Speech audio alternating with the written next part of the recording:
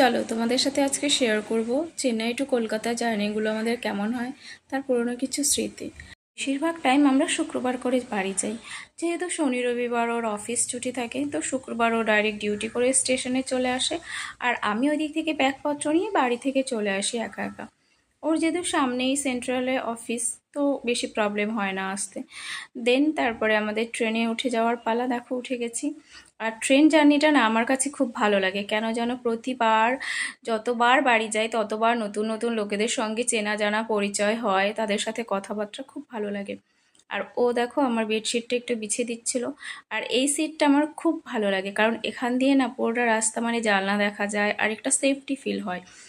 আর এইটা দেখো, এটা হচ্ছে যখন আন্ধ্রার দিকে ঢোকে না তখন সাইডে রেলওয়ে স্টেশনের চারিদিকে কত সুন্দর ফুল গাছ। আর এখানে কিছু কিছু নাম না জানা অজানা ফুল আছে, যেগুলো আমার খুব ভালো লাগে। ওই ফুলগুলো আমাদের ওই জায়গায় মানে সচরাচর দেখা যায় না। আর এখানে দেখো সেই কাগজি ফুল গাছগুলো তো প্রচুর পরিমাণে আছে। প্রতিবার এই জার্নিটা আমাদের এতটা সুন্দর হয় মানে বলার মতো কথা না।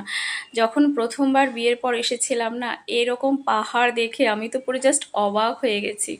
যেহেতু দূরে আগে কখনো এইভাবে যাইনি কোনো দিনও, তো আমার এক্সপিরিয়েন্সটা ভীষণ ভালো ছিল। কিন্তু এখন প্রতিবার যাই, যেতে যেতে ভালো লাগে, বাট দেখতে দেখতে বেশ মজায় মজায় আমরা বাড়ি চলে যাই। আর এখানে দেখো কত সুন্দর না পাহাড়গুলো, মনে হচ্ছে কাছেই। আর বাড়িঘরগুলো পুরো ছবির মতো দৃশ্য। আমার এই জিনিসটা না মানে এতটা ভালো লাগে, কাউকে মানে বলে বোঝাতে পারবো না।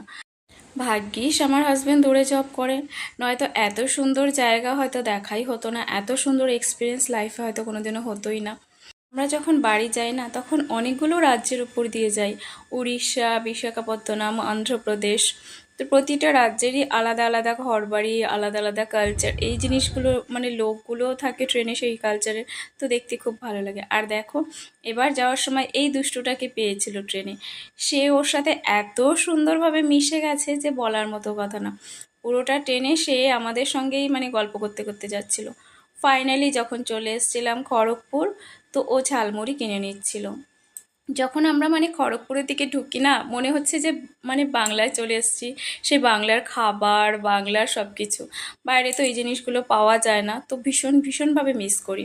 দেন আমরা হাওড়া নেমেছিলাম ভোরবেলা, রবিবার দিন 2টো বাজে। ওখান থেকে গাড়ি বুক করে নিয়েছিলাম, যাব শিয়ালদা, শিয়ালদা থেকে কল্যাণী। ফাইনালি মানে বাড়ি যাব।